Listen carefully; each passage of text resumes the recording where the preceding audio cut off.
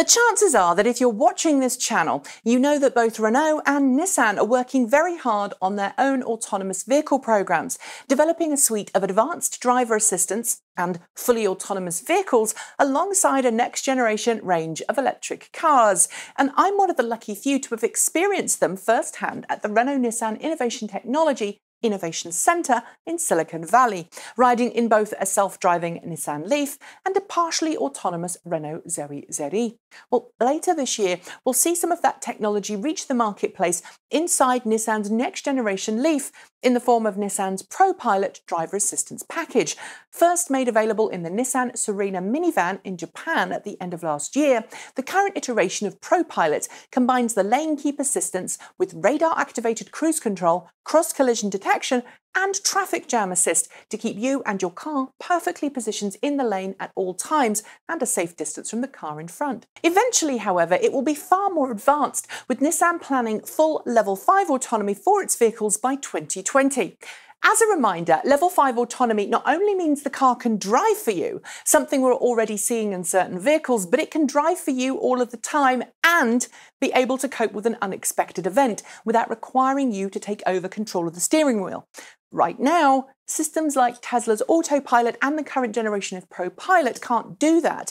They can take over some of the driving duties, but you're required to be in the vehicle and alert so that you can take over if the system can't deal with something.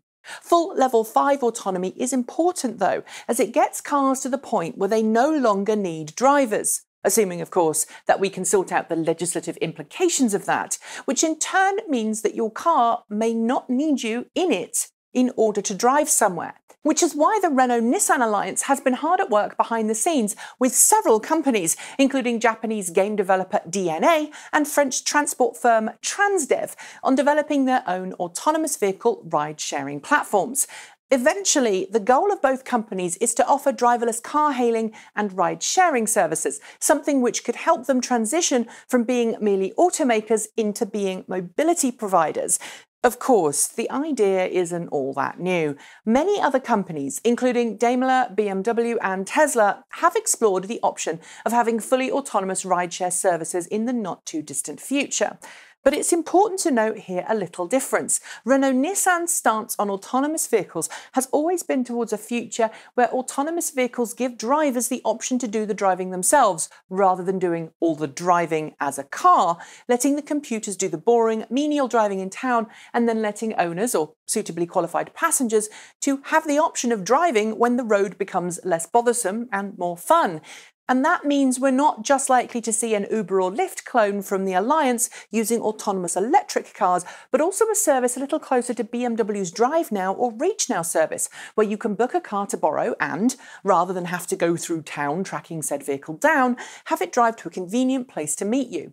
Also possible, although I think less so, is a service that Tesla CEO Elon Musk has hinted at that Tesla will develop for its customers, a way of making money out of your car during the day when you're not using it, by allowing your neighbours or colleagues to make use of your car. By leveraging fully autonomous vehicle capabilities, it's been suggested that those who still choose to own their own vehicles, some inevitably will do, even as autonomous vehicles and ride-sharing services become more common, and then they could make their vehicles pay for themselves, receiving payments or credits through the car's automaker or a third-party system every time they allow their car to go off on some autonomous ride-sharing adventure. And since the car would be able to drive itself too, you could always request your car returned to home, or whenever you needed it, to ride in your own personal vehicle.